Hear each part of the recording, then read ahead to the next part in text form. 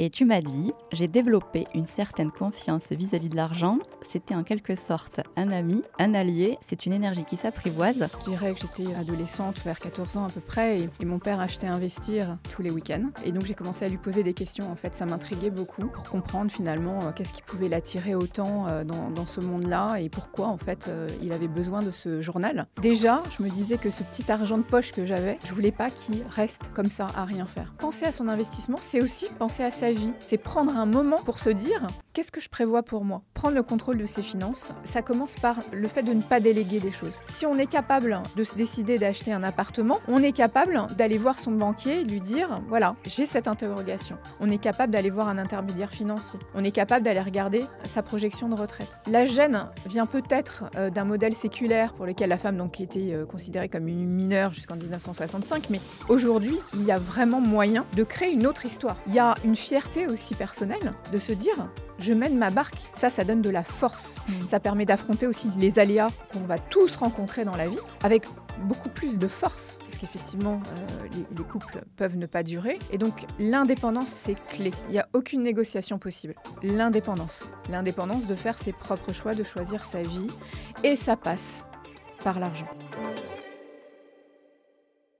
On dit que les femmes sont plus prudentes, qu'elles ne prennent pas de risques. On dit qu'elles ne savent pas gérer leur argent et qu'elles n'ont pas le sang-froid pour parler finances. Doris Santillana a entendu tout ça, mais elle a aussi levé des milliards, pris des décisions que peu d'hommes auraient osé prendre et surtout, elle a choisi de ne jamais déléguer son pouvoir. Aujourd'hui, vous allez voir, elle va nous partager un message essentiel. Reprendre le contrôle de nos finances, c'est aussi reprendre le contrôle de nos vies. Bienvenue dans Perspective de vie, le média qui vous aide à conquérir votre liberté financière. Mais avant de découvrir le parcours de Doris Santillana, abonnez-vous. Chaque semaine, on donne la parole à celles et ceux qui osent reprendre le pouvoir sur leur avenir. Bonjour Doris. Bonjour Célia. Bienvenue dans Perspective de vie et bienvenue dans nos studios d'enregistrement dans le Tour Montparnasse. C'est un plaisir de te recevoir. Merci d'être venue jusqu'à nous.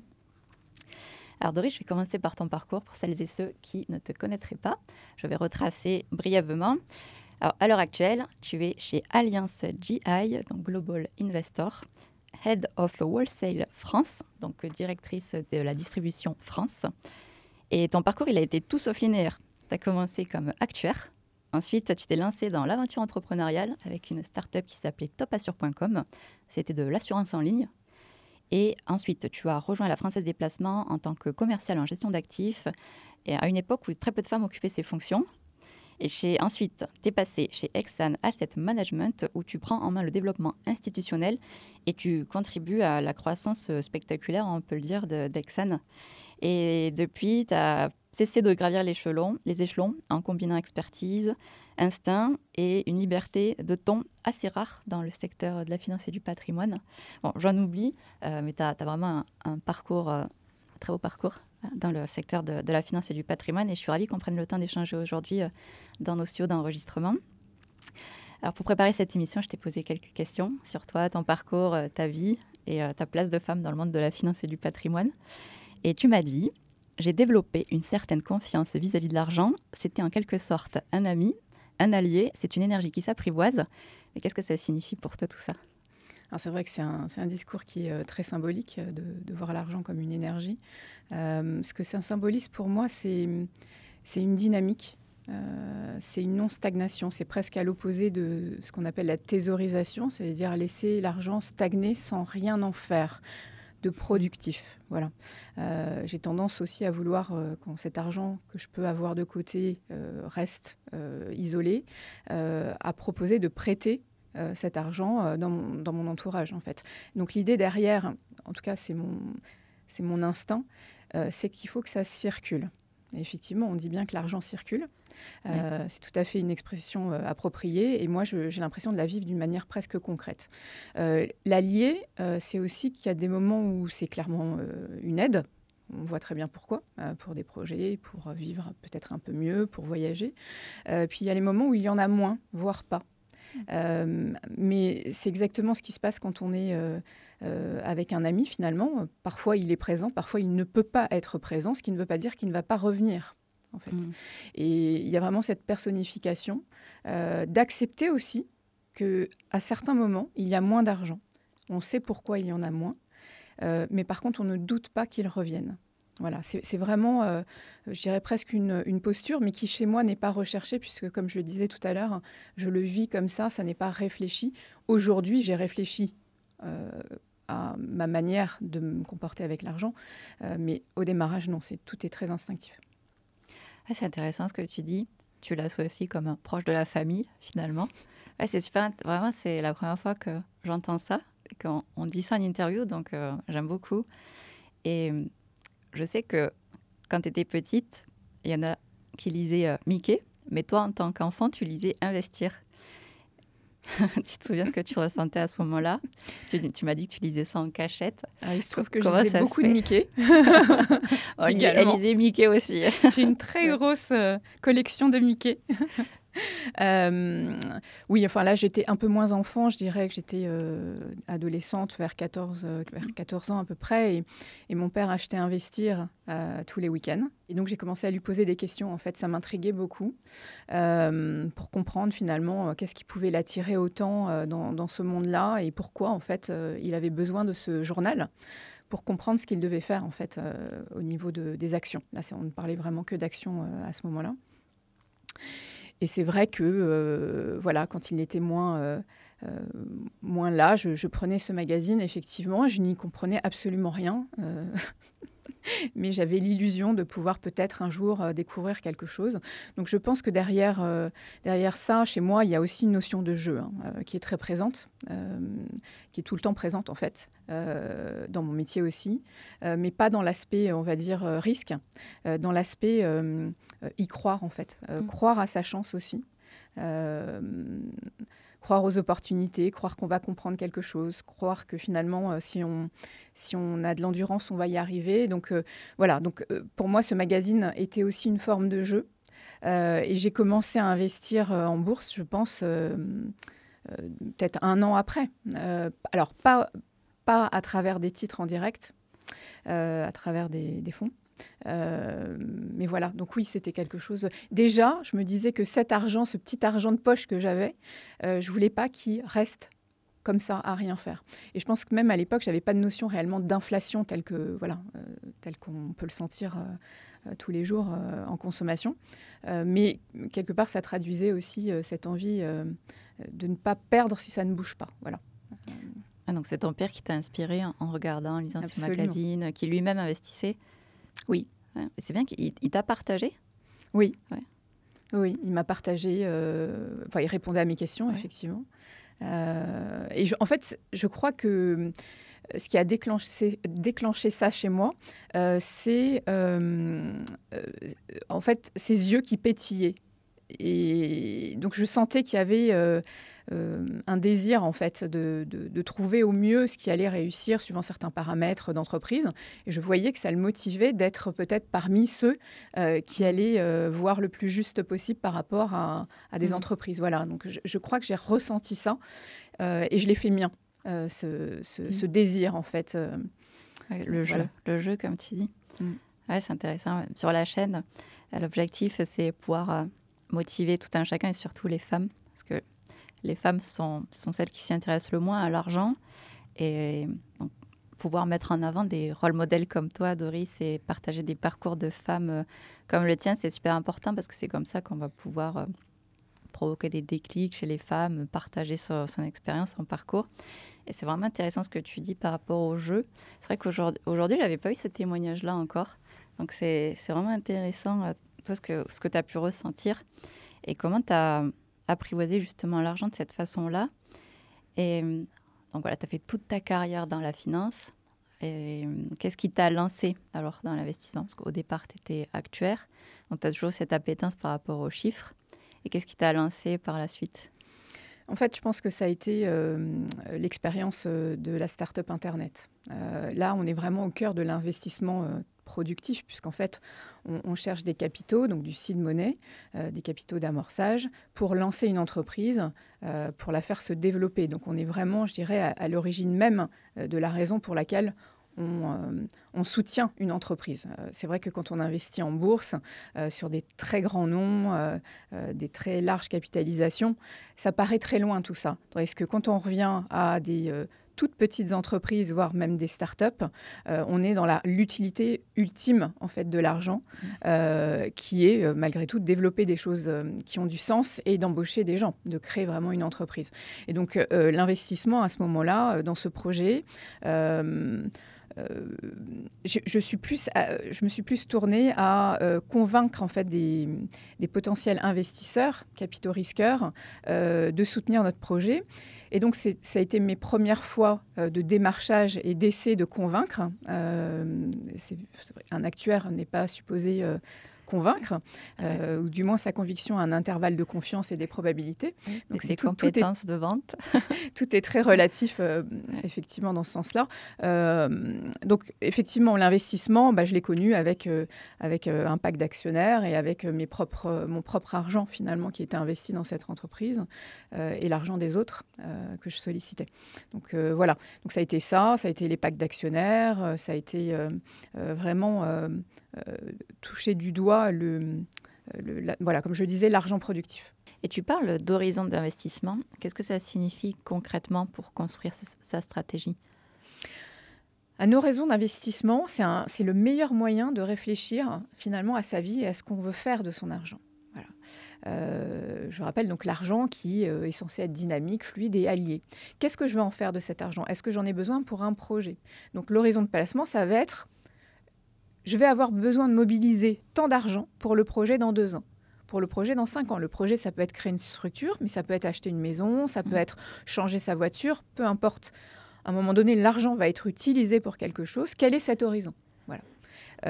Est-ce que j'en aurai besoin totalement ? Est-ce que je ne suis pas sûre de cet horizon ? Aussi, c'est important. Donc, quelque part, penser à son investissement, c'est aussi penser à sa vie. C'est prendre un moment pour se dire, tiens, qu'est-ce que je prévois pour moi ? Est-ce que finalement, tiens, oui, ça me dirait bien. Voilà. C'est une pause nécessaire pour se projeter. Oui. Tu parlais des petits pas. Ça, c'est le premier pas déjà, c'est se poser pour réfléchir à ses objectifs, son horizon. Où est-ce que je veux être dans 2 ans, 3 ans, 5 ans, 10 ans ? Qu'est-ce que je veux avoir fait de mon patrimoine, de mon argent, de ma situation dans 2 ans, 3 ans, 5 ans, 10 ans ? C'est ça ? Le premier pas, voilà, c'est de se poser, de réfléchir vraiment au calme. L'argent va me servir à quoi ? Cet argent que je vais investir, est-ce que c'est juste pour gagner encore plus d'argent ? Pourquoi pas ? Ou est-ce qu'il y a d'autres choses derrière ? Je vais en faire quelque chose. L'argent aujourd'hui aussi, c'est la retraite. C'est vraiment le sujet, je pense, français de ces dernières années. Les structures sont en place aussi pour permettre aux gens d'établir le plus simplement possible une retraite supplémentaire. Donc, le premier pas, me semble-t-il, dans ce cas-là, pour tout le monde, d'ailleurs, parce que la retraite, finalement, voilà, ça nous concerne à la base, c'est de demander un bilan. Et on s'en fait souvent un monde. On a l'impression que demander un état donc, de sa carrière et d'évaluation de retraite, ça va être très compliqué, ça va prendre des années, je ne sais pas où il faut cliquer. En fait, les choses sont très, très simples. Il suffit juste d'aller sur le site de l'institution de retraite sur laquelle vous êtes affilié, ou dernièrement affilié d'ailleurs. Et là, c'est très simple. Vous êtes hyper guidé, c'est extrêmement intuitif, c'est très bien fait. Première étape, on nous projette une retraite de X euros par mois. Qu'est-ce que j'en pense ? Est-ce que c'est OK pour moi ? Est-ce que je me dis que ça sera peut-être un peu juste ? Dans cette deuxième étape, qu'est-ce que je peux y faire ? Voilà. Et donc, le premier pas, je le dis, c'est d'évaluer son montant de retraite à la sortie. Ne pas oublier aussi que ces évaluations sont faites en considérant qu'il n'y a pas de rupture de carrière.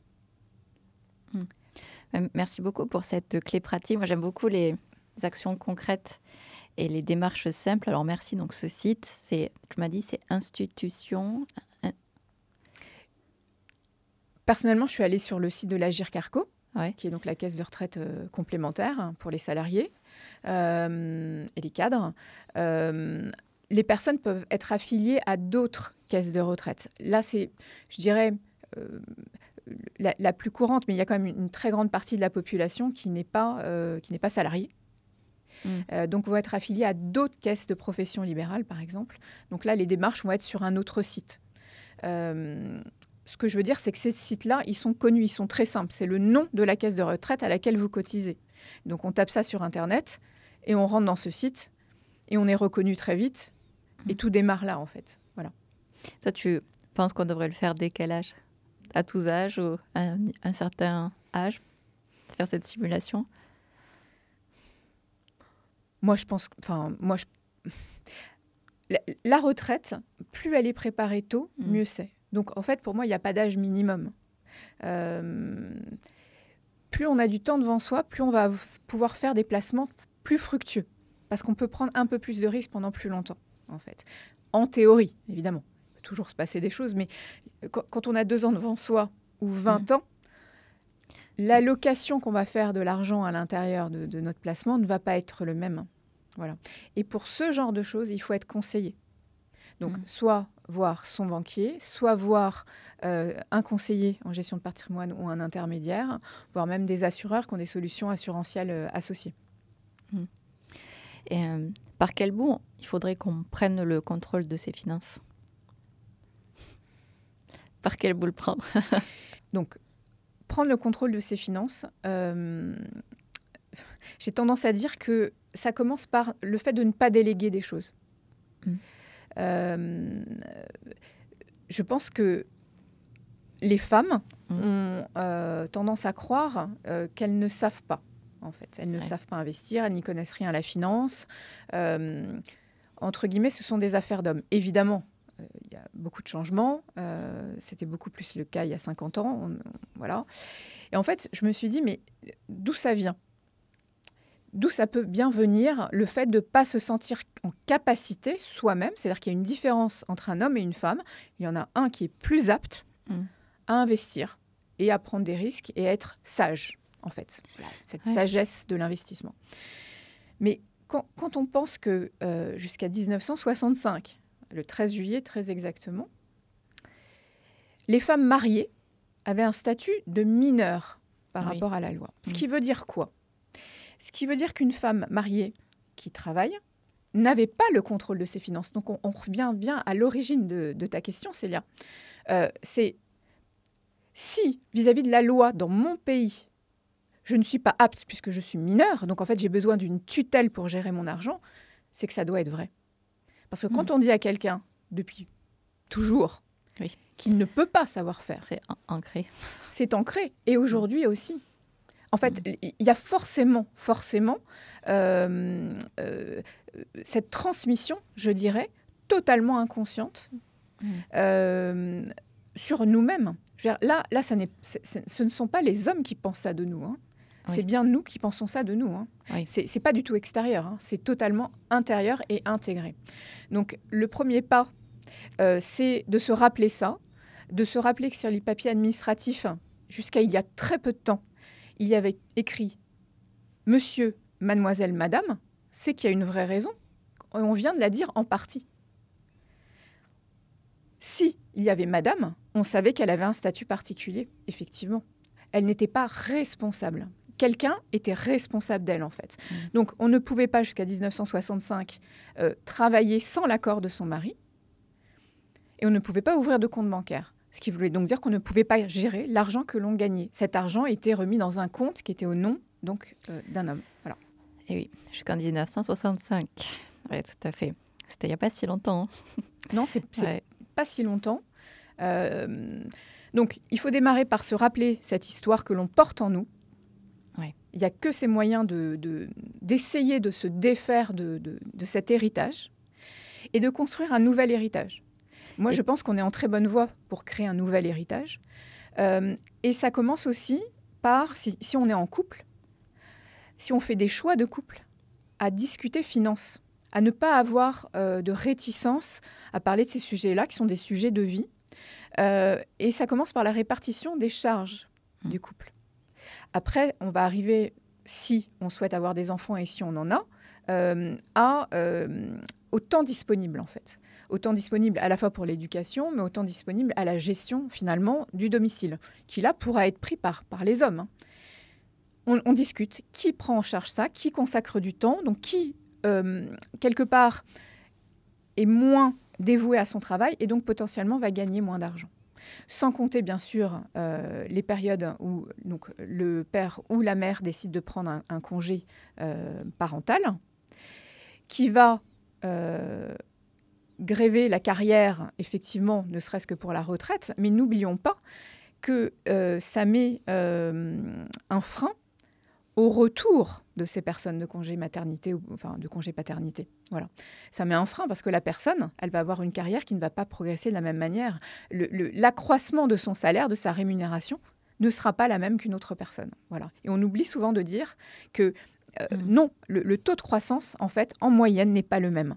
Même après que l'on revient au bout d'un an ou de 2 ans. Voilà. Donc il y a ça à prendre en compte. Et donc, en bonne intelligence, le couple prévoit un complément de revenus qui donc sera un complément qu'on peut assimiler à de la retraite pour plus tard.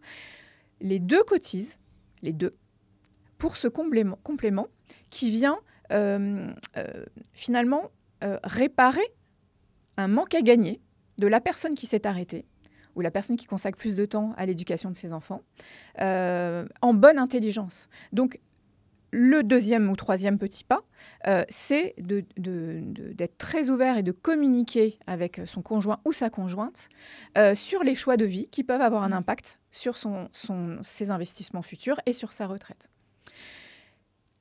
Je disais tout à l'heure, ne pas déléguer. Ouais. Et ça, c'est dans les mains de toute personne, homme ou femme. Je ne vais pas déléguer ma feuille d'imposition.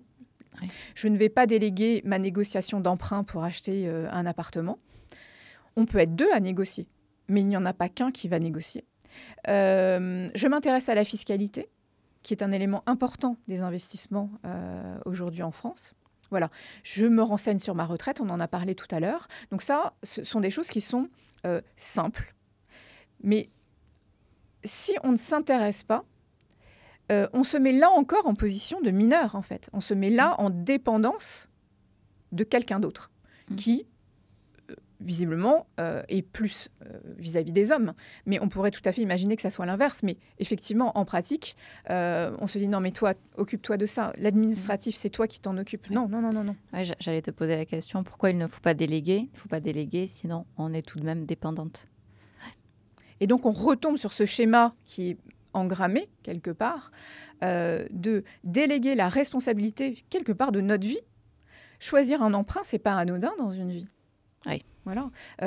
Entendre des termes financiers au moment des échanges avec son banquier, c'est important parce qu'on ne les connaît pas tous. Mais une fois l'emprunt pris, on se sera renseigné sur tout ce vocabulaire qui est assez nouveau. Voilà. Et donc, si on n'y va pas, on démarre même pas, en fait. Alors, les petits pas, le tout premier pour moi, c'est de réfléchir à ses projets de vie. Oui. Et donc, en face d'un projet, il y a de l'argent. L'argent étant l'allié pour mettre en place ces projets. La deuxième chose, c'est de regarder ses horizons. La troisième chose, c'est parler au sein de son couple, si on est en couple, des choix de vie à deux et d'en prendre des conséquences. C'est-à-dire que s'il faut pallier un manque de rémunération de l'un des deux, il faut mettre en place des plans de financement, il faut mettre en place de l'épargne, il faut peut-être mettre en place une retraite supplémentaire pour celui qui, quelque part, va gréver sa carrière pendant un certain temps. Voilà. Et aller sur le site sur lequel vous êtes affilié en retraite pour faire un bilan finalement de votre carrière, de voir les projections qui vous sont proposées par rapport à la mensualité que vous recevrez au moment du départ à la retraite et savoir si ça vous satisfait ou pas. Et tu parles d'aller calculer sa retraite, tu parles du besoin de placer son argent. Est-ce que tu penses que les femmes elles sont particulièrement défavorisées face à la retraite? Les femmes peuvent être défavorisées par rapport à la retraite à partir du moment où, dans les nombreux cas où elles n'ont pas progressé à la vitesse qu'elles l'auraient souhaité pour des raisons d'enfant, notamment, ou parce qu'on suit un conjoint ou une conjointe, ça va beaucoup peser, en fait, sur la retraite. Ça va très, très vite, en fait. Les années en moins ou les très fortes baisses de salaire, ça va énormément jouer. Parce qu'il y a des pauses. Oui. Oui. voilà, ça va jouer alors sur le nombre de trimestres, mais plus sur le nombre de points auxquels on a droit, et donc sur les mensualités. Et souvent, ce sont des sujets qu'on n'aborde pas, surtout quand on est jeune, qu'on se met en couple et qu'on a très vite, mettons, on fonde une famille. Voilà, tout va bien, et puis c'est pas un sujet, évidemment. En fait, c'est toujours un sujet. Et il n'est pas mal d'en parler. Je veux dire, on n'est pas cupide. On ne souhaite pas l'argent de l'autre parce qu'on parle de finances. C'est juste normal. C'est juste sain. Voilà. Et puis finalement, là, c'est moi qui m'arrête, mais peut-être que toi, tu voudras t'arrêter aussi à un moment donné. Je serai là pour toi. Donc parlons simplement. C'est une question d'équilibre. C'est comme un contenté. C'est-à-dire qu'on sait qu'à un moment donné, tu vas être pénalisé. Comment, en tant que couple, on va permettre que tu sois le moins possible. Voilà. C'est d'être aussi finalement considéré pour ce qu'on apporte à sa famille. Évidemment, ça pourrait être aussi le cas d'un homme. Mais là, on parle de femmes parce que la plupart du temps, un très fort pourcentage, ce sont les femmes finalement qui prennent de leur temps professionnel pour la famille. C'est juste en ce sens-là. C'est un moyen aussi de dire, je regarde le sacrifice que tu es en train de faire, d'en parler des finances. Parce qu'on dit vraiment les choses. On dit, je sais que toutes les années que tu passes à ne pas voilà, avoir une carrière internationale parce que tu ne pourrais pas ne pas rentrer le soir, etc. Je te regarde faire cette action pour nous, en fait. Pour nous au sens large, c'est-à-dire pour toi, pour moi, pour nos enfants, pour le projet de vie qu'on a, parce que je suis partie à l'étranger et tu m'as suivi. Je te regarde et je te reconnais ce que tu nous apportes, en fait. Et ça, c'est énorme. Là, on va au-delà de la finance. Mais la finance, les discussions permettent d'avoir cette reconnaissance. Bien sûr. Est-ce que tu penses que les femmes, elles s'expriment moins, elles sont moins actives sur l'investissement ? Alors, en gestion d'actifs, il y a des femmes donc qui sont gérantes, en pourcentage moindre que celui des hommes. Et d'expérience, ce sont des femmes qui communiquent énormément. C'est-à-dire que les femmes qui sont arrivées en finance, ce sont des femmes qui sont absolument ouvertes, au même titre qu'un homme pourrait être ouvert à parler d'investissement. Si on parle des femmes en général dans la vie de tous les jours, là encore, je pense qu'on parle moins d'investissement, peut-être parce qu'on ne sait pas vers qui se tourner. Oui. Et c'est pour ça que tout à l'heure, quand tu disais voilà, le chemin des petits pas, le chemin des petits pas, c'est de remettre les choses à sa place, en fait. Si on est capable de se décider d'acheter un appartement, on est capable d'aller voir son banquier et lui dire, voilà, j'ai cette interrogation. On est capable d'aller voir un intermédiaire financier. On est capable d'aller regarder sa projection de retraite. Voilà. Donc, en fait, la gêne vient peut-être d'un modèle séculaire pour lequel la femme donc, était considérée comme une mineure jusqu'en 1965. Mais aujourd'hui, il y a vraiment moyen de créer une autre histoire. On ne peut plus maintenant se référer à 60 ans pour dire, voilà, finalement, je me sens gênée. Non. Pourquoi tu penses que c'est important que les femmes elles placent leur argent dès maintenant ? Les femmes doivent gérer leur argent pour être indépendantes, pour les mêmes raisons que les hommes gèrent leur argent. Juste parce qu'il n'y a aucune différence. Aucune. Et qu'une femme doit penser à son futur, et une femme doit s'intéresser, et une femme n'est pas incapable, au sens premier. Donc, on s'intéresse à tout. On délègue rien. Et on fait les petits pas simples. Et je répète, un petit pas en amène toujours plusieurs autres. Parce qu'en fait, il y a un vrai plaisir aussi à découvrir une matière. Il y a un plaisir à se dire, tiens, j'ai bien joué ça. Tiens, ça s'était bien vu. Tiens, j'ai été bien prévoyante. Il y a une fierté aussi personnelle de se dire, je mène ma barque. Il y a eu zéro problème, en fait. Je sais faire. Ça donne de la force. Ça permet d'affronter aussi les aléas qu'on va tous rencontrer dans la vie, à un moment ou à un autre, avec beaucoup plus de force. Ça n'est pas nécessaire. C'est juste que ça donne de la force. C'est pas une condition nécessaire à avoir de la force, mais ce sont vraiment des conditions où on sait qu'on retombe sur nos pattes, en fait, qu'on n'est pas en dépendance d'autres personnes. Là où il y a une dépendance et qui est très positive, c'est que quand on délègue, comme on disait tout à l'heure, la gestion de notre argent à des professionnels, ça a du sens. Oui. C'est juste qu'on est non professionnel. Moi, je ne serais pas capable de gérer des portefeuilles. Et pourtant, je suis dans un milieu qui parle de titres, que ce soit des actions, des obligations. Mais je sais très bien que c'est bien plus compliqué que ça. Et donc... Mais en revanche, je rebondis là-dessus. En revanche, je n'ai pas délégué la décision de déléguer à un professionnel. C'est ça, c'est en ce sens-là. Exactement. Exactement. J'ai pris la décision de mon argent, de le déléguer à un professionnel et d'aller au-devant de ce professionnel. Et le professionnel commence par... Donc, cette SICAV ou ce fonds d'investissement, il est piloté en termes d'investissement, mais surtout en termes de risque, de niveau de risque, tel que nous l'avons décidé.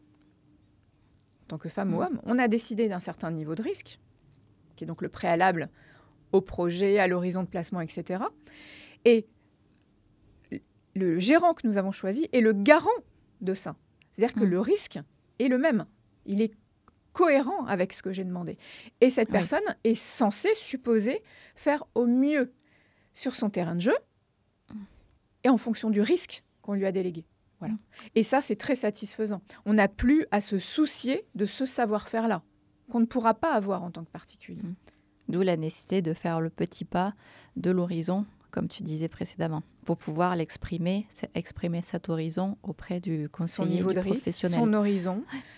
Et donc, le premier petit pas, c'est de regarder la vie devant soi et d'émettre des hypothèses, en fait, de projet. Ce qui peut d'ailleurs également donner des envies, se poser à un moment donné et dire, tiens, qu'est-ce que je veux faire, en fait ? Finalement, on ne le fait pas si souvent que ça. C'est rare qu'on se dise, bon, alors là, voilà, bon, là, j'ai travaillé pendant 10 ans, 12 ans. Bon, est-ce que je me vois toujours faire ça ? Est-ce que j'aurais envie de faire autre chose ? Ah, mais c'est vrai qu'avant, j'avais ce projet-là. Est-ce que je peux le faire en parallèle ?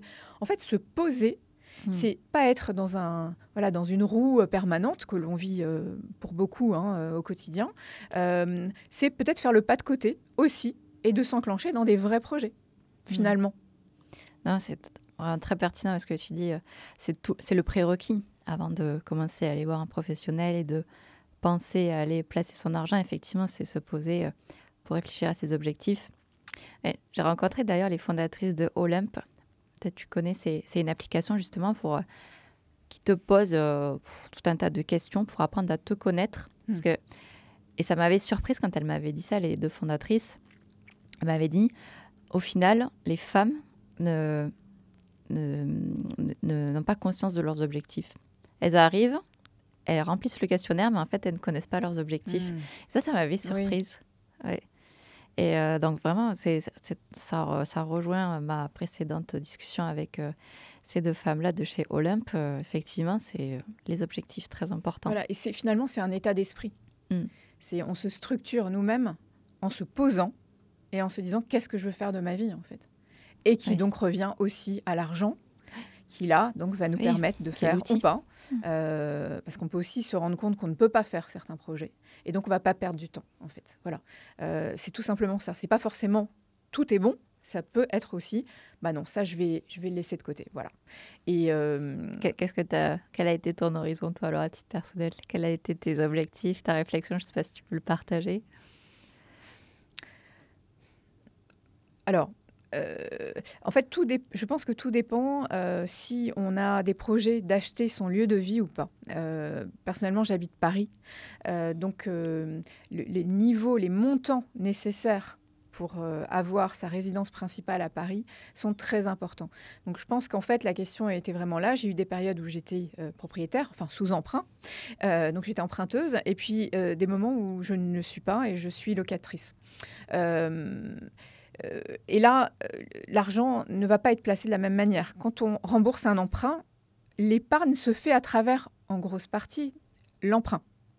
Et donc, tout ce qui est au-dessus, s'il y a, par chance, qu'on gagne un petit peu plus que nos charges de vie, ce qui n'est pas évident, mais si certaines personnes ont cette chance-là, là, l'horizon peut être finalement assez long. Si on n'a pas notre résidence principale, qu'on a du coup un peu plus d'argent de côté, cet argent, on va le placer de manière beaucoup plus court terme. Court terme, c'est pas au jour le jour, hein, voilà, mais quelque chose qui soit assez liquide. On ne va pas prendre des risques qui vont être très importants parce qu'on n'a pas le temps d'attendre. S'il se passe vraiment quelque chose de très négatif sur les marchés qui me font perdre des dizaines de pourcents, je n'aurai pas assez de temps pour retrouver mon capital. Or, ce capital, je le mobilise peut-être pour faire un autre achat immobilier. Oui. Donc, en fait, le choix, être propriétaire ou pas propriétaire, quand on est à Paris du moins, est assez impactant. Mais je pense que c'est vrai aussi dans les grandes villes en France, partout en France, en fait. Hein. Ça, c'est plutôt uniformisé, oui. Voilà. Donc, je n'ai jamais eu, pour répondre à ta question, d'horizon très long. Parce que j'ai une vraie incertitude. J'ai besoin de mobiliser. Voilà, j'ai besoin que l'argent circule, soit là, donc comme je dis, pour aider aussi, ou peut-être pour me décider très vite. Tout ce que je ne voudrais pas, c'est que je me fasse piéger finalement. Voilà.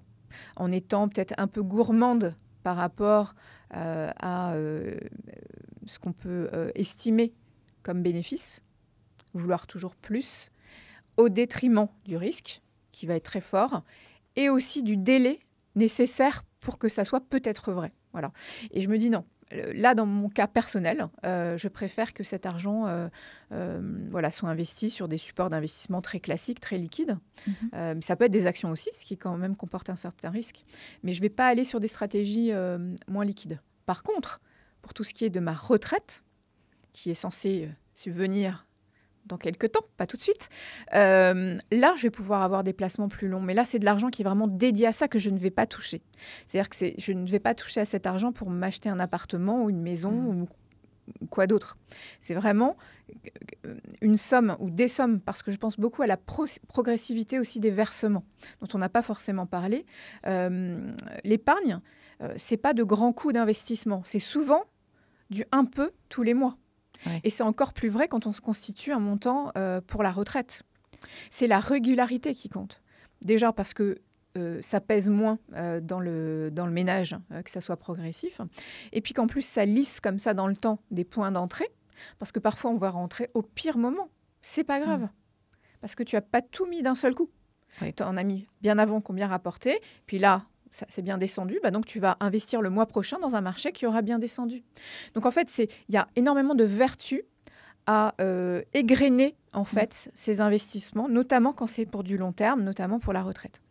Donc les choses qui sont moins liquides et plus risquées, avec de l'argent qui est cantonné à du très long, là on peut aller chercher des choses plus différentes en fait que des marchés liquides. On va aller chercher des marchés moins liquides. Donc ce dont on parle là, ça va être ce qu'on appelle le private equity, private debt, donc tout ce qu'on appelle marché privé, où là on va investir pas sur des marchés cotés, mais on va participer au développement d'entreprises directement auprès de cette entreprise. On va prêter directement à cette entreprise. Voilà. Donc c'est un mode de financement et de retour sur investissement qui n'a rien à voir avec le fait d'investir sur une grande valeur du CAC 40. Voilà. On n'est pas du tout sur les mêmes profils. Et ce que je constate, c'est que tu as différents objectifs finalement. Objectif retraite. Pour le plus court terme, je ne sais pas quels sont tes autres objectifs, mais voilà. Donc divers objectifs. En fonction de ces objectifs-là, tu mets sur des actifs différents. Oui. Et comme tu dis, plus ou moins liquides, plus ou moins risqués. Oui. C'est intéressant. Et tu m'as parlé du sentiment d'illégitimité. C'est un complexe qui est partagé par beaucoup de femmes. Rien que le mot est difficile à dire. Donc déjà, on démarre mal. C'est l'illégitimité. Ça y est, j'ai réussi. Illégitimité. Voilà. Déjà ça commence dès le départ. Comment on fait pour surmonter ce mot ? Alors, c'est vraiment la grande question de la cause féminine, généralement. C'est ce sentiment partagé. Je pense qu'il y a beaucoup d'illégitimité aussi dans l'investissement, gérer son argent. Bah oui. Aussi, ça c'est vrai. Et qu'on a besoin de d'autres personnes pour garantir une responsabilité.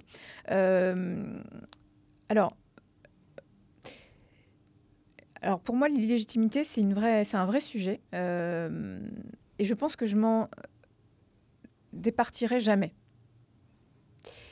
Et pourquoi? Et sans que je comprenne réellement d'où ça vient. Et finalement, c'est comme ça. Il vaut mieux se connaître que pas se connaître. Oui. C'est une force. Parce que mon temps d'intégration de mes succès est très court. Quels que soient les succès, du plus petit au plus marquant et au plus visible, voilà. Ça dure quelques minutes, au mieux quelques jours. Mais même les choses les plus, comme je dis, les plus symboliques en termes de succès. Voilà. Que ce soit d'ailleurs professionnel ou même privé. Et donc là, on voit qu'il y a un traitement de l'information qui n'est pas du tout le même. Parce que quand je ne vais pas réussir à faire quelque chose, où je me dis par exemple qu'il va falloir que j'en fasse beaucoup plus, il faut que je sois donc beaucoup plus légitime pour oser soit m'exprimer, soit prendre un nouveau challenge, etc. Je vais dépenser une énergie mais énormissime pour être certaine d'avoir tout fait, de ne rien regretter, d'avoir tout fait pour être légitime. Ça va durer très longtemps. Et si ça ne marche pas aussi bien que j'espérais voir que ça ne marche pas, là, ça va durer longtemps. Par contre, tout ce qui est positif, tout ce qui est d'une manière évidemment positive, sur lequel on peut discuter, c'est pas vaporeux, c'est des choses très concrètes, disparaissent. Et donc, j'ai compris que j'étais, en tout cas jusqu'à aujourd'hui, en incapacité de capitaliser sur mes réussites. Et à ce moment-là, je me sentirais d'une certaine manière toujours illégitime.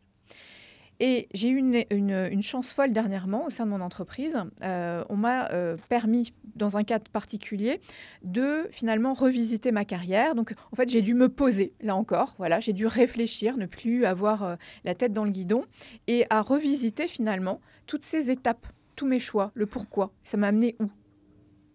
Est-ce que c'était positif? Est-ce que ça l'était moins? Qu'est-ce que j'en ai fait? Même quand c'est moins, qu'est-ce que j'en ai fait? Parce que même quand ça a été, par exemple, la start-up Internet que nous avions créée, on a déposé le bilan au bout d'un peu plus d'un an. C'est pas une réussite, c'est un échec. Et en fait, cette expérience-là m'a amené quasiment sur tout ce que je suis aujourd'hui. Et c'est toujours comme ça, en fait. Grâce à cette expérience donc, qui m'a été offerte là au sein de mon entreprise, j'ai regardé toute cette carrière et je me suis dit, bah quand même, mais j'ai redécouvert. En fait, c'est comme si on me parlait d'une personne, en fait, même pas de moi. Ce qui veut donc dire quoi? C'est que je ne l'ai pas du tout dans moi. Toutes ces étapes, je ne les ai pas, en fait. Elles n'ont aucune consistance. Donc, ce sentiment d'illégitimité, je peux en parler d'autant plus que je le ressens. Après, j'ai la chance de pouvoir le contrebalancer par une vraie foi dans ce que je fais, un vrai plaisir. J'ai le goût donc, du risque et des challenges. Et ça vient beaucoup compenser ça. Donc, admettons que ça soit un sentiment partagé, peut-être par d'autres femmes, ce qui me semble être le cas. On a d'autres ressources pour y pallier. C'est pas grave, en fait. On se connaît, on sait qu'on fonctionne comme ça devient une force. Et puis, j'ai d'autres ressorts, j'ai d'autres drivers, comme on dit. Voilà, j'ai un driver jeu, j'ai un driver challenge, j'ai un driver relations humaines, peu importe, en fait, qui vont m'aider finalement à rétablir, voire même à dépasser cet équilibre et à ne même plus donner l'impression à l'extérieur qu'on a ce sentiment. Parce qu'au final, il n'y a que nous qui le savons. On ne discute pas de l'illégitimité. On ne va pas aller voir son supérieur en lui disant « Tiens, 3 fois aujourd'hui, quand il s'est passé ça, je me suis sentie illégitime. » Donc, globalement, on ne va pas creuser son trou en appuyant vraiment là où on a l'impression qu'on n'est pas en capacité. Combien de fois, quand on m'a proposé quelque chose que je trouvais vraiment qui pouvait me mettre en lumière, dans ma tête, j'entends une voix me dire « Ils se trompent et ils ne le savent pas. » Et c'est terrible. Oui. Voilà. Oh, mince, je vais les décevoir. Donc, ma plus grande... Alors là, je bascule dans la peur de décevoir, ce qui revient au même, en fait. Et comme je te disais tout à l'heure, si ça marche, finalement, s'ils ne se sont pas trompés à ce moment-là, je vais l'oublier aussi vite. Donc, en fait, il n'y a pas de solution réelle. Voilà, ça ne sert à rien. Je ne vais pas me consacrer trop de temps à me dire comment faire pour ne plus me sentir illégitime. Est-ce que tu penses que des fois, tu as ressenti ce sentiment parce que ta parole n'a pas été assez crédible aux yeux de certains? Alors, je ne pense pas. Je pense que c'est intrinsèque, c'est comme ça. Après, ça n'aide pas. Effectivement. Tu as déjà vécu? Il peut y avoir des comportements où, tu as déjà vécu qui remontent il y a très longtemps. C'est-à-dire que même en étant étudiant, même en étant en scolarité, ça n'est qu'aujourd'hui, quand je repense à certaines choses, que j'ai compris qu'il y avait certainement une distorsion, finalement, de l'importance qu'on va donner à une étudiante comparativement à un étudiant. Et parfois même par les femmes elles-mêmes. Hein. C'est vrai, donc je l'ai rencontré à plusieurs reprises et en études supérieures, on était en binôme. Donc j'étais avec un garçon et on avait un projet, donc c'était très, très calculatoire à cette époque et on comprenait rien. On ne comprenait même pas ce qu'on devait faire, dans quelle voie prendre. Enfin voilà, vraiment, on était totalement perdus. Et donc on se dit, ni une ni deux, on va aller voir le directeur de l'école. Et on va lui dire toutes nos interrogations et pourquoi on ne peut pas avancer.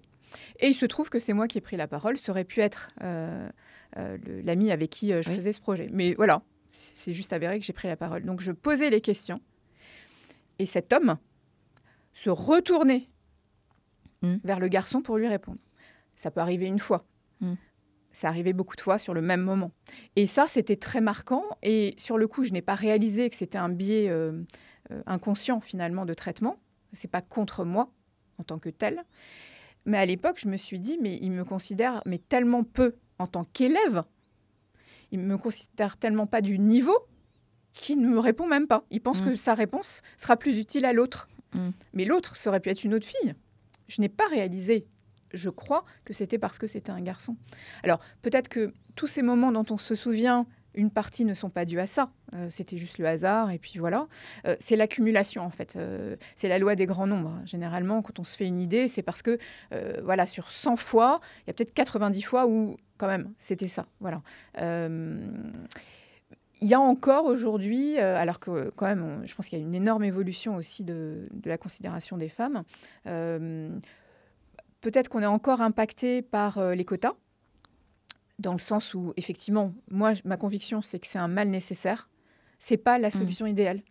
Oui. C'est juste une relativité de décision, en fait. Effectivement, quand on est une femme et qu'on nous place, comme ça a pu m'arriver d'ailleurs, à quelque chose qui est plus visible, on se dit il fallait une femme.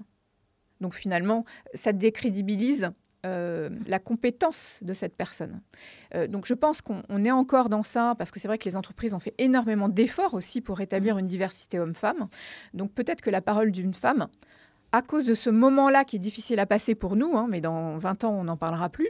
Donc nous sommes celles qui se prenons finalement cette impression peut-être négative quand on parle, mais effectivement, si on est moins crédible, c'est peut-être parce qu'on est à un poste qu'on n'aurait pas eu à un moment donné. Mais je remarque que, peut-être inconsciemment, des hommes coupent la parole des femmes dans des réunions. Alors, ça peut être justifié de se couper.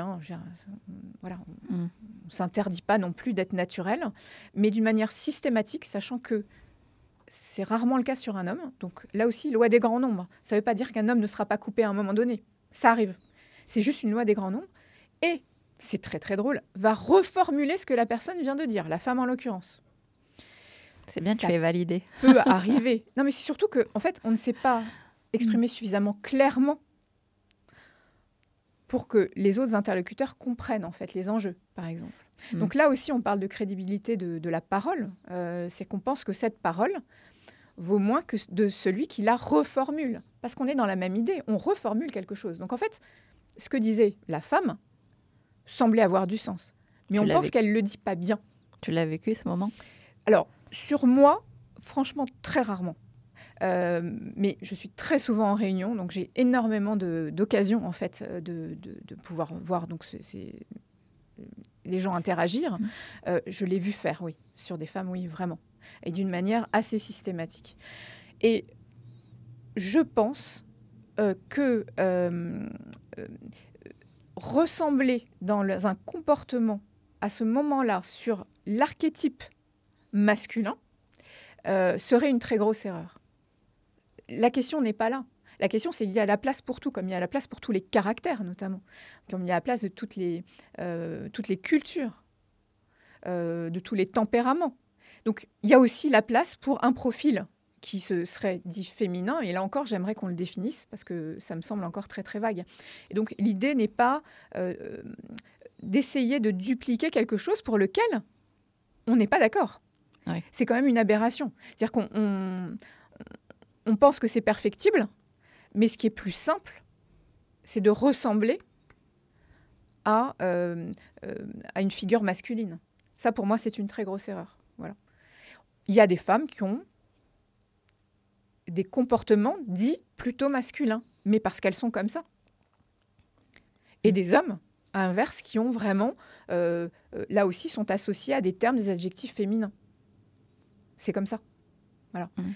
Faut, me semble-t-il, savoir rester soi, savoir que peut-être notre parole peut être moins écoutée, mais là encore, pas se braquer à chaque fois, parce que parfois, ça n'a rien à voir. Voilà.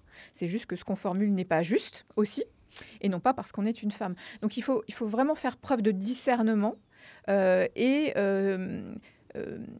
savoir peut-être affirmer une différence, mais par-delà son genre. C'est-à-dire que la différence, elle est bien au-delà, en fait. La différence, elle est chez tout le monde. Voilà. Avec tout ce que je suis. Et il se trouve que je suis aussi une femme, avec tout le reste, en fait. Et c'est ni bien ni mal. Voilà. C'est ni bien ni mal. Donc là, il y a vraiment quelque chose à faire, je pense, à titre personnel aussi. Je pense qu'en tant que femme, c'est presque de ma responsabilité d'être exemplaire sur certaines choses aussi. Ne pas jouer de certaines choses aussi. Voilà, vis-à-vis ne serait-ce que de mes clients, par exemple. Je suis une professionnelle travaillant en finance. Voilà. Je reste absolument clos à ça.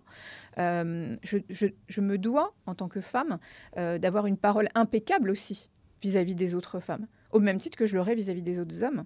Voilà, de rester impeccable ne veut pas dire qu'on ne peut pas contester, mais contester avec les mots justes. Oui. Et on a un rôle à jouer en tant que femme, parce que c'est quelque part nous qui allons engrammer, si on reprend la notion de tout à l'heure par rapport à toutes ces années où on était plutôt vu comme mineur et sous la responsabilité du mari, puisqu'une femme se devait de se marier de toute façon. Voilà, donc si on a envie d'influer différemment, c'est chacune, tous les jours, à chaque instant, en fait. C'est d'être convaincue, de porter ça, et d'apporter notre pierre à l'édifice. Petite pierre, c'est pas grave. C'est comme la théorie des petits pas. C'est un petit pas, c'est pas grave. Parce qu'à force et à plusieurs, il se crée vraiment autre chose. Ce que je retiens, c'est rester soi, mais prendre la parole. Bien sûr. Et la juste parole.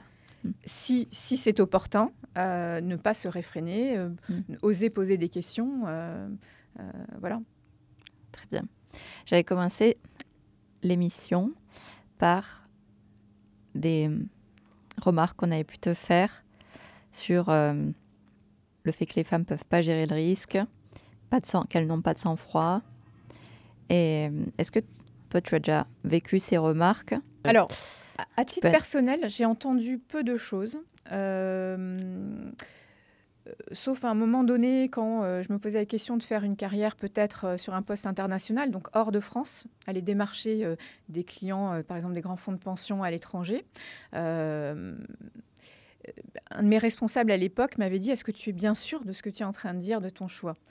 Tu sais, là, tu n'as pas d'enfant, tu vas bientôt en avoir un, etc. Ça n'est pas compatible. » Et c'était très dur pour moi d'entendre ça, alors que le discours était ultra bienveillant. Il était censé justement m'apporter une forme de sagesse aussi partagée.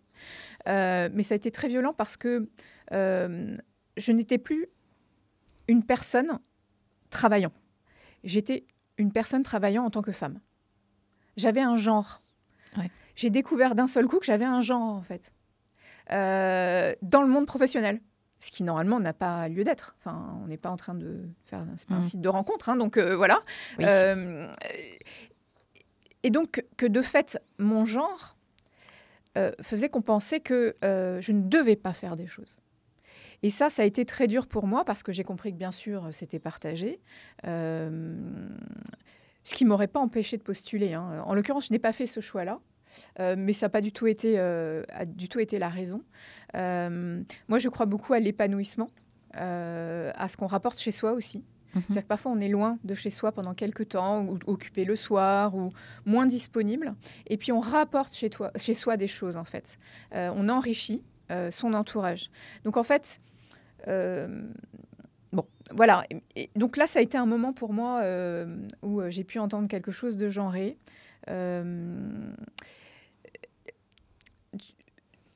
Tu fais référence effectivement à une discussion que j'ai eue avec donc une présidente de société de gestion et qui a répondu à mon interrogation qui était hyper naïve et réelle. C'est-à-dire que je ne posais pas cette question avec une intention quelconque. C'est vraiment très naïvement comment ça se fait qu'il n'y a pas de gérante femme dans cette structure. Sous-entendu, quand est-ce qu'il va y en avoir en fait?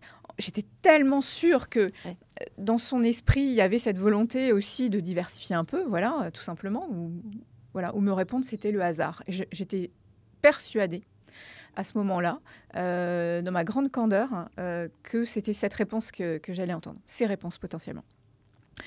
Effectivement, d'avoir dit une femme gérante ne saura pas gérer le type de risque que nous vendons, elle n'a pas la tête assez froide pour prendre des décisions rapidement, voilà. Ça nous ramène à quelque chose de beaucoup plus ancien et beaucoup plus finalement présent dans l'histoire et dans l'histoire de la femme. C'est la gestion des émotions. Ouais. C'est l'idée que parce qu'une femme peut être effectivement réactive au niveau émotionnel, aussi parce que les garçons, on leur a appris de surtout pas le faire. Donc là aussi, ils l'ont bien engrammé parce que moi, je me pose la question, a priori, on devait être à peu près pareil au niveau de la gestion des émotions. Mais donc, ça n'est pas une force d'avoir des émotions. On est en train de dire qu'on est dans un monde où on pense que l'émotion n'est pas une force. Ce qui voudrait dire quoi? C'est de ne plus montrer, de ne plus réagir émotionnellement, serait ce qu'on demande de mieux pour vivre ensemble. C'est pas cohérent. Or, concrètement, c'est quelque part la déduction qu'on a en mettant en exergue des femmes, là négativement, parce qu'elles ne sauraient pas gérer le stress, donc l'émotion que susciterait, pourrait prendre des décisions folles. Et là encore, on retire le fil, on est bien sur l'hystérie en fait. Dire ça, c'est derrière au fond du fond du fond. C'est qu'une femme peut être au fond un peu hystérique, on est peut-être un peu toutes hystériques d'ailleurs. Donc un peu folle. Et quand on voit le traitement, il y a assez peu de temps aussi, des femmes, donc là aussi, en statut de mineures dans leur couple, qui pouvaient être internées dans des hôpitaux psychiatriques. Il y a des films qui sont sortis, il y a des bouquins qui sont sortis assez récemment, mais c'est quelque chose qu'on connaît dans l'histoire et dans notre pays même. On voit très bien une femme, si elle a un comportement qui n'est pas celui que l'on souhaite, il faut la stopper. Donc on en revient bien à dire, on ne peut pas avoir de gérante parce qu'elle ne saurait pas prendre les bonnes décisions en fonction d'un risque aussi fort, elle se ferait dépasser par ses émotions. Moi, si je tire le fil, j'arrive à une histoire beaucoup plus profonde de la femme, en fait. Voilà. Donc, ça m'a beaucoup choquée. Donc, ça n'était pas sur moi, mais il se trouvait qu'il parlait à une femme. Ouais. Donc, moi, je ne me dissocie pas de ce qui se dit sur les femmes. Ce qu'on va apposer à toutes les femmes, j'en fais mien. Voilà. Donc, toi, en face de moi, tu penses qu'au final, je n'ai pas assez de sang-froid et donc je ne suis pas digne d'être gérante. C'était quand même très dur. Même si ça ne m'était pas destiné en tant que femme, ça le devient. Voilà. Par transitivité, au final. Et alors, Doris, est-ce que tu te considères trop émotionnelle pour gérer des millions et gérer ton propre argent aussi? Alors, je pense que je n'aurais pas été une bonne gérante. Ouais. Non, je pense que je n'ai pas les talents requis. Voilà, et je sais faire d'autres choses. Mais voilà, tu gères tes finances, tu gères ton argent. Oui. Mais le métier de gérant, c'est un métier... donc, rien à voir homme ou femme, là encore, bien sûr. C'est un métier qui demande vraiment des caractéristiques, effectivement... assez fortes. Quand on se lance dans ce métier, il n'est pas certain qu'on les ait parce qu'on ne sait pas, en fait. On ne sait pas si on pourrait être un bon gérant, réagir de la bonne manière. Il faut beaucoup d'expérience. Donc, voilà. Donc, je pense que je n'aurais pas été une bonne gérante. Et je n'aurais pas été une bonne boulangère non plus. Donc, voilà. Et pour autant, effectivement, à titre personnel, on peut avoir... se sentir apte à placer son argent, en fait. Voilà. Et je répète, placer son argent, ça ne veut pas dire savoir quoi choisir soi-même. Oui. C'est commencer à se renseigner, commencer par le tout début et ne pas s'inquiéter du comment. Il y a suffisamment de personnes à disposition aujourd'hui, de manière très proche, voilà, qui pourront aller jusqu'au bout en fait, de ce travail avec des professionnels de la finance qui sauront donc gérer notre argent à notre place. Voilà. Bah justement, une femme qui te dit ça y est, j'ai défini mes objectifs, mes horizons, mais elle te dit ça y est, j'ai décidé de prendre le contrôle de mes finances, mais je ne sais pas par où commencer. Qu'est-ce que tu lui réponds? Va voir un conseiller. Alors, je reviens à notre discussion préalable. Si on ne sait pas par où commencer, on fait une pause et on réfléchit à ses projets. Donc, j'en reviens à ce qu'on disait tout à l'heure. C'est qu'est-ce qu'on veut dans la vie, en fait. Donc, c'est une question qui est beaucoup plus large que ces investissements. On prend du temps pour soi, avec ses proches, pour dire, voilà, quel avenir on a envie de se bâtir. Et l'avenir, il ne sera jamais exactement comme on a décidé de se bâtir ce jour-là. Par contre, on va s'en rapprocher. Puis, au détour d'un chemin, on a une autre proposition qui va surgir. Ah, ça, on ne l'avait pas prévu il y a 10 ans. Bah oui. Mais c'est pas grave. C'est pas grave. Oui, voilà. Oui, c'est important de le rappeler. Sa stratégie, elle évolue, ses envies évoluent. Et justement, le conseiller, il est là aussi pour faire évoluer au fur et à mesure du temps et de ce qui arrive dans nos vies. Ce qui arrive aussi au sein du couple, parce qu'effectivement, les couples peuvent ne pas durer. Et donc, l'indépendance, c'est clé. Oui. Et ça, il y a aucune négociation possible. L'indépendance. L'indépendance de faire ses propres choix, de choisir sa vie. Et ça passe par l'argent, en fait, qui est donc à ce moment-là le meilleur allié qu'on puisse avoir. À ce moment-là, quand il y a un coup dur et qu'il y a des séparations, par exemple, ou même des aléas de santé, quand on doit aider un parent malade et on doit s'arrêter aussi dans sa carrière. Il y a les aidants aussi, voilà. Il se passe des choses dans une vie où, à un moment donné, l'argent va manquer, c'est-à-dire l'argent habituellement qui arrivait n'arrive plus de la même manière, pour plein de raisons. Donc là, on est avec notre allié parce qu'on est prévoyant. Et on est surtout indépendant. On ne dépend de personne pour pouvoir continuer son chemin. Ça va peut-être être dur, il va peut-être falloir manger des pâtes tous les soirs, mais ce n'est pas important ça. Ce qu'on sait, et là, pour moi, on puise cette force et cette confiance en soi, c'est qu'on sait qu'on va réussir ces moments-là. Parce qu'on s'est bâti dans notre tête en tant qu'indépendant, homme ou femme, voilà, qu'on est en capacité. Nous ne sommes plus les mineurs légales, nous sommes en capacité de mener absolument seul une barque qui va avoir des aléas, et peut-être aucun aléa. Mais en tout cas, c'est l'état d'esprit qui compte. C'est pas finalement d'avoir des aléas ou pas, ou de se dire « Ah bah c'est bien, j'ai été indépendante, c'est bien. Voilà, je sais gagner ma vie seule, j'ai su placer de l'argent, j'ai un toit, donc là, je suis au chômage, mais au moins je paye plus de loyer. » Ok. Non, c'est pas ça, c'est dans la tête en fait. Et tout change. À partir du moment où on se positionne, même qu'un tout petit peu différemment, ça nous donne de la force, en fait. Et donc, peut-être qu'on va faire d'autres choix à un moment donné, parce qu'on est en force. En fait, notre énergie va être différente. Donc, ce qui va se proposer à nous, il aurait été là aussi, mais on l'aurait moins vu, en fait. Là, on est en capacité de choisir plus de choses. Oui. On est moins restreint dans des opportunités. Je crois beaucoup à je l'ai dit tout à l'heure, la chance, pour moi, est inhérente personnellement à tout ce qui s'est passé dans ma vie. Ça n'est absolument pas moi en tant que telle. Non, j'ai eu énormément de chance tout le temps. Mais avec le recul, je me dis que, en fait, il y a une permanence de la chance. Et c'est pour ça que, quand on discutait ensemble, je parlais d'y penser avec joie. Ça veut dire quoi avec joie? Ça veut dire que je vais accueillir, en fait, cette chance. Je vais l'accueillir même par avance. Elle n'est peut-être même pas là, mais je suis déjà dans la joie de l'accueil de cette chance, donc de l'opportunité. Et ça me donne quoi comme réaction? Ça me donne un regard. Je suis attentive, en fait. Je suis très attentive. Et je n'ai pas une peur démesurée.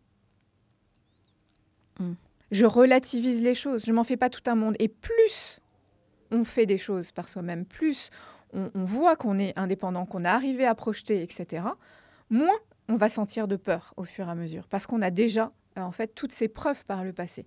Et ça nous construit en tant qu'être, en fait. Donc accueillir avec joie la chance, j'arrive pas à trouver mieux comme phrase pour expliquer un état d'esprit ouvert, mais ouvert, pas opportuniste. C'est pas que ça.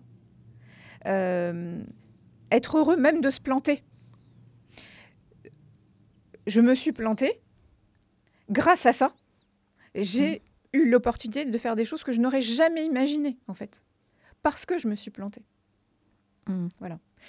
Donc, sur le coup, évidemment, c'est pénible, mais à force, on se rend compte qu'il se passe tout ça. Parce qu'un projet où on se plante, on a aussi eu un projet où on a acquis des réflexes ou des capacités, une connaissance qui est unique. Donc, on va bien en faire quelque chose, de toute façon. Il va se passer quelque chose. On a rencontré d'autres personnes. Quand on se lance dans un projet sur un domaine, comme ça a été le cas pour moi, qui n'a rien à voir, le domaine de Internet était à des milliers de kilomètres de ce que je faisais auparavant. On rencontre plein d'autres personnes. Et on rencontre des juristes aussi, ce qui ne m'était jamais arrivé réellement. Parce que quand on crée une société, on a besoin de parler à des hommes de loi. C'était hyper intéressant. Et du coup, quand j'entends parler de droit du travail, etc., de droit des sociétés, en fait, c'est juste que je m'autorise à me dire, tiens, je peux peut-être aller plus loin parce que les mots, je les comprends, le vocabulaire, je le comprends. Voilà. Donc, je vais aller plus loin. Si je n'avais pas eu cette expérience, je me serais arrêtée là. Je n'aurais pas cherché à comprendre plus, en fait. Donc, tout amène à quelque chose. Il ne s'agit pas de prendre des risques démesurés qui peuvent mettre en péril tout ce qu'on a, je pense, tout ce qu'on a bâti et les gens aussi qui nous entourent. Pourquoi pas? Certains le font aussi. Pourquoi pas? Là, je parle vraiment de prises de risques qui peuvent être vraiment des vraies paumes, mais qui a le mérite au moins d'exister. C'est-à-dire qu'on se sent en vie en prenant des risques, finalement. Est-ce que c'est quand tout est calculé et qu'on a zéro doute sur le lendemain qu'on va épanouir l'être qu'on est? C'est totalement impossible, en fait. C'est totalement impossible. Parce qu'il y aura autant d'opportunités tous les jours qui vont se présenter, mais limite, c'est pas qu'on veut pas les voir. On va peut-être les voir, mais on veut surtout pas trop les voir. Ça pourrait être tentant. Voilà. Et pour moi, c'est presque une petite mort. Donc, voilà, cette dynamique, elle est là. Et on passe à côté de la chance. On passe à côté de la chance, on passe à côté, je pense, d'une ouverture de soi. Je pense qu'on est absolument multiples. Nos études, souvent, nous amènent à nous cornériser un petit peu, à poursuivre un chemin qui est un peu tracé dès le départ. Si on fait des études scientifiques, on a un certain choix de métier. Si on fait des études littéraires, un autre. Et tout contribue dès le départ à nous mettre finalement dans un entonnoir. Et on ne sait pas finalement si on aurait été un très bon boulanger. Ouais. Voilà. Et on ne peut pas le savoir. C'est normal. À un moment donné, il faut faire des choix, il faut avancer. On ne peut pas tout faire en même temps. Mais toujours garder en tête qu'on pourrait aussi visiter d'autres choses et on pourrait aussi être surpris par nous-mêmes. La surprise de soi, c'est génial. Ah, j'ai réussi à faire ça. Ah, vraiment, c'est chouette. Oui. Voilà, c'est nourrissant. Pour faire le parallèle avec les investissements, c'est pas parce qu'on ne sait pas investir qu'il ne faut pas y aller. Exactement. On va finir là-dessus, Doris, parce que c'est vraiment inspirant. Ce que je retiens, c'est qu'il faut prendre ses décisions, être maîtresse de ses décisions et surtout interdiction de déléguer. Non, mais vraiment, c'est le fin mot de l'histoire. J'ai beaucoup aimé ta pensée, tes mots. Ça a changé de ce que j'ai eu jusqu'à aujourd'hui. Et c'est vrai que c'est bien résumé, interdiction de déléguer. Et même prendre la décision de se faire accompagner. Oui, ce qui n'est pas de la délégation. Oui. Non, c'est sage en fait. Oui. Voilà. On reprend la métaphore du boulanger. Je ne sais pas faire du pain, je vais aller acheter du pain chez qui sait le faire. Oui. Je vais acheter de la gestion chez qui savent le faire en fait. Voilà. Tout à fait. Je délègue des choses qui sont essentielles. Je délègue les constructeurs de ma voiture, ça ne me pose pas de problème. Ça ne me pose pas de problème pour la gestion de mon argent non plus. Oui. Mais on a une part à faire dans ce chemin aussi. Voilà. Oui, tout à fait. La confiance aussi. Gagner en confiance. Très bien, on va finir là-dessus, Doris. C'était vraiment très inspirant. Merci. Merci beaucoup pour ton partage, avoir partagé ton parcours, ta pensée. Vraiment, c'est très précieux. Et si vous avez regardé cette interview jusqu'au bout, c'est sans doute que le sujet vous a parlé autant qu'à moi. Alors posez-vous cette question, qui contrôle vraiment votre avenir financier? Est-ce que c'est moi ou est-ce que c'est quelqu'un d'autre ou est-ce que c'est personne? Alors, il faut vraiment se poser cette question. C'est important, on a parlé notamment par rapport à la retraite, hein, c'est vraiment un sujet majeur aujourd'hui. Et puis si ce n'est pas encore vous, qu'est-ce que vous attendez? Abonnez-vous à la chaîne Perspective de vie, likez cette vidéo si elle vous a parlé, laissez un commentaire et puis surtout partagez-la à une amie, une sœur, une collègue, toutes les femmes autour de vous, parce que c'est sûr qu'en matière d'argent, le vrai tabou, c'est le silence. On en a parlé, Doris, il faut en parler, parler. Merci beaucoup, Doris. Merci, Célia. À bientôt et à dimanche prochain pour une nouvelle émission.